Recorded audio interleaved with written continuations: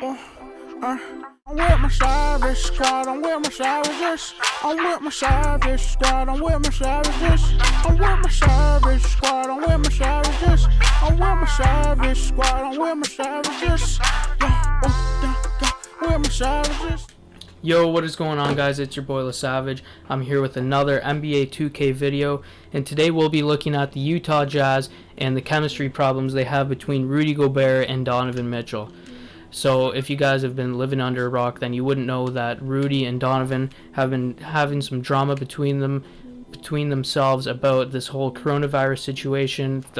Donovan thinks that he contracted the virus from Rudy because of how careless he was for it and did not seem to care at all about the virus and just lived his life that it was not a thing. So there's a huge chemistry problem right now in Utah. In this video, I'm going to be seeing if I could get rid of Rudy and seeing how good the Jazz will do if they end up trading him in real life. So I'm going to be taking a look at a couple trade options for the team. I'm also going to be rebuilding the whole team, seeing how a new look Jazz team around Donovan Mitchell can do.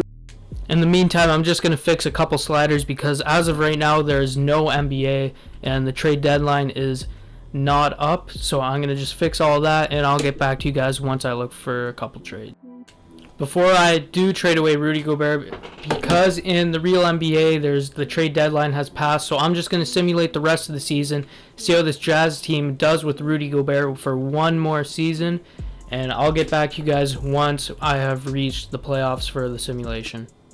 So to finish the season off, we take an L to the Nuggets, and we finish the season 49-33, and the team chemistry is just absolutely terrible. That's something we'll definitely have to fix. But to end off the season, Giannis is the league's MVP with 29 points, 13 rebounds, 5 assists. That chemistry just keeps catching my eye. Only 34% chemistry, something that will have to be fixed for this Jazz team in next year.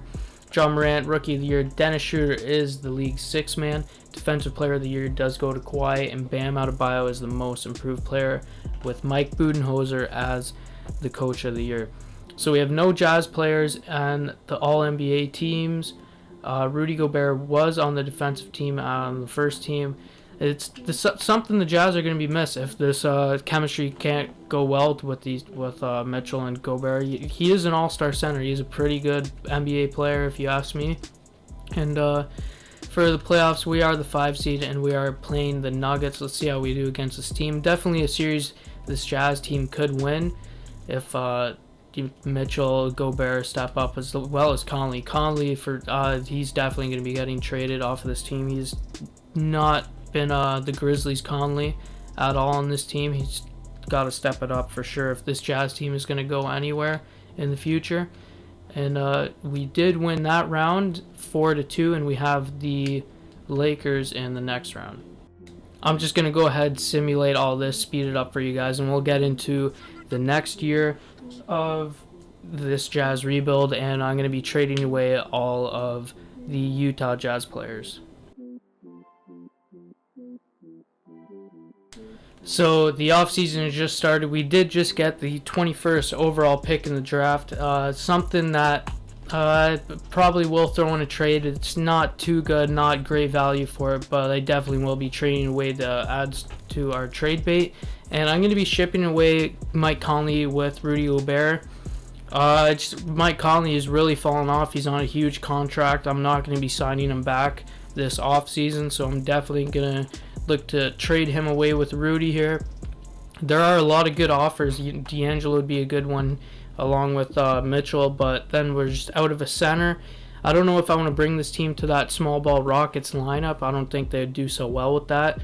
The PJ Tucker is just a great fit for that team, and I don't think we'd be able to find any other small ball player to play the center position for us. So we could go a route of Dennis Schroeder and Steven Adams. That definitely would not be bad. 1 year of each of them. But D'Lo, he's a great fit. I just don't know if the Timberwolves would do that. There is also John Wall, and we could have Thomas Bryant come off the bench. We could take a look at all the free agent centers we have out there. I think Serge, Montrez, they're all out there for free agency this year. Definitely AD, but I doubt he's going to be coming to Utah.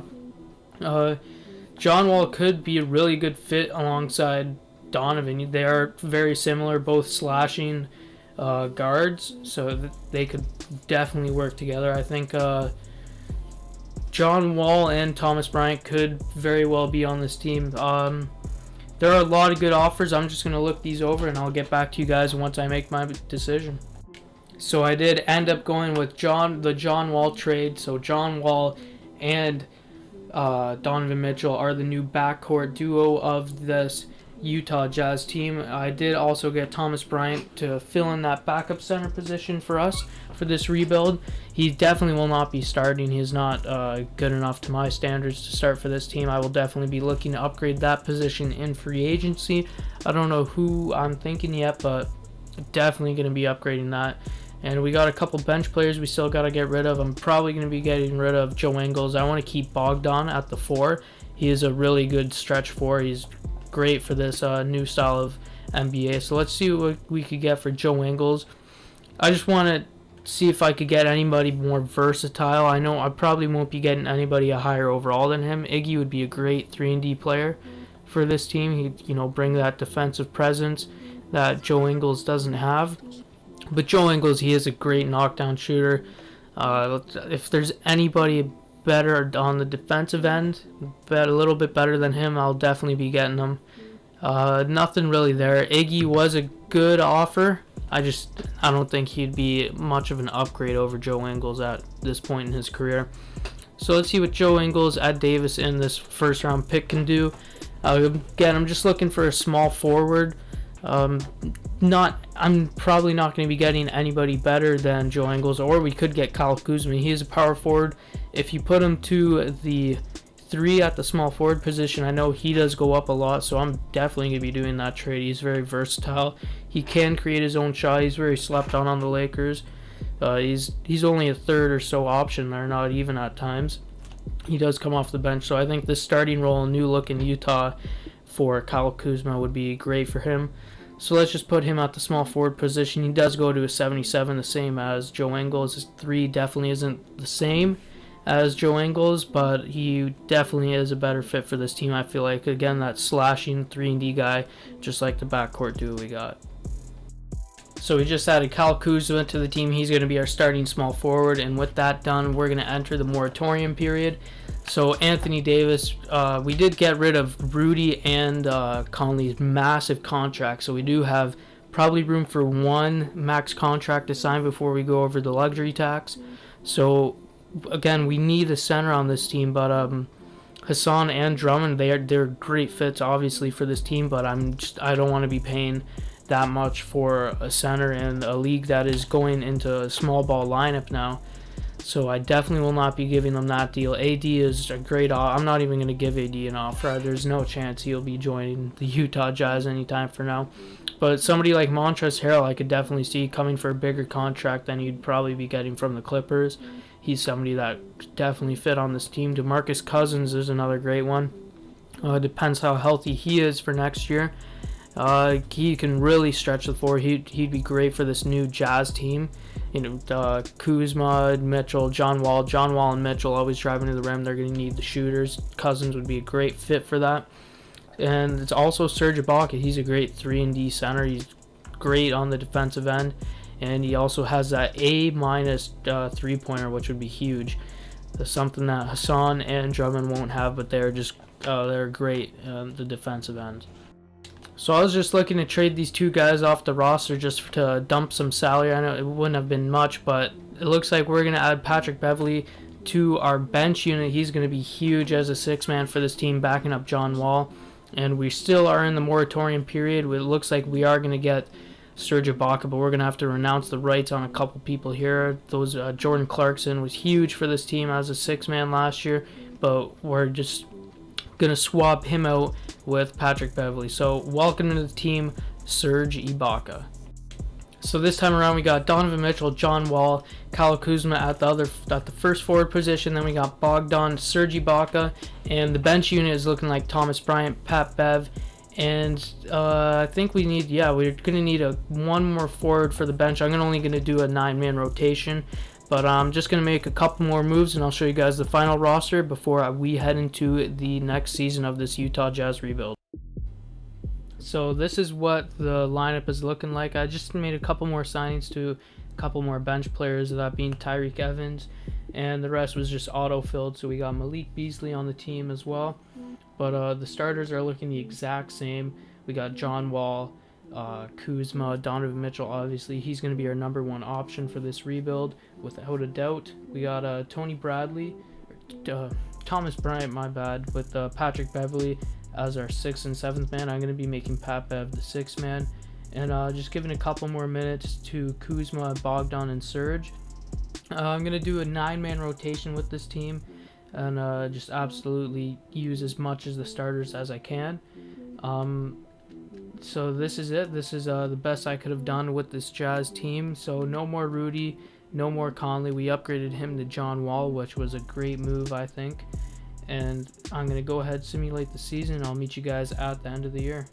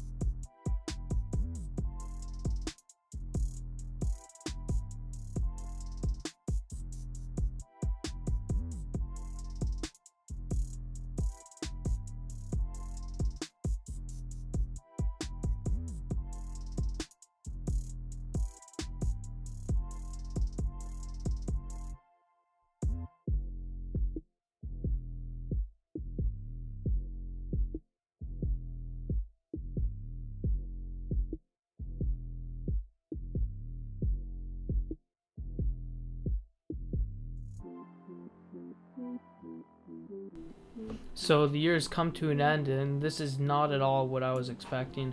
We only finished 2 games, 1 game over 500. That is absolutely terrible. I'll check if we even made the playoffs. I doubt it in this very tough Western Conference. But not at all what I was expecting. The team chemistry, just nothing was clicking with these guys. I thought this would have been a great fit.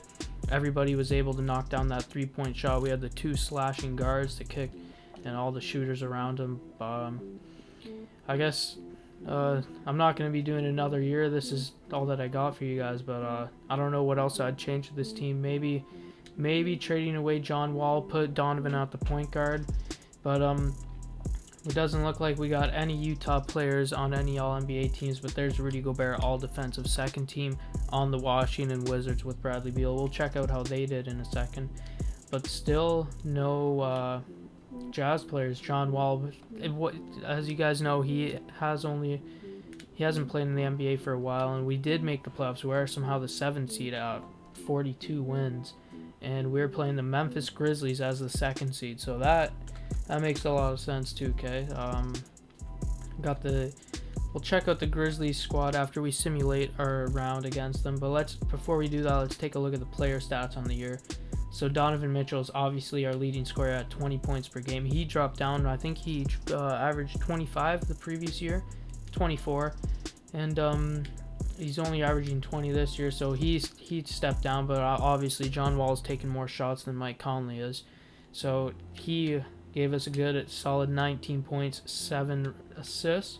Obviously, not too bad, but he did drop down his overall. You know, I don't know what it is with Utah and their point guards. They just fall off when they come to this team. Kyle Kuzma did what I expected him to do, 13 points. And the rest of the players, everybody just averaged 10 to 9 points each. And I don't know, it doesn't make sense how we only had 42 wins on the year. Maybe upgrade at the center position, try to get rid of Serge Ibaka, keep him on the bench maybe, see what the free agent class is looking like. Should have probably went after 80 after all. But let's head over back to the playoffs to see how we can do against this Memphis Grizzlies team. I don't know who's on this team. It's obvious. I totally feel that we could get away with the series win and play either Houston or Dallas there. But we're down 2-1. We're tied 2-2 now. Come on, guys. It's Memphis. I don't know who's on this team, and we lose to them in 7. So let's take a look at this Memphis team, because obviously they're pretty damn good. And they've only added Bogdan from Sacramento, and that looks like that's all they've done. I don't think there's much more to say, guys. It looks like this is at the end of the video. Hope you guys enjoyed. Please leave a like, comment, subscribe if you're new. It's been your boy LaSavage. I'm here to take over NBA 2K, and I'll see you guys in the next one.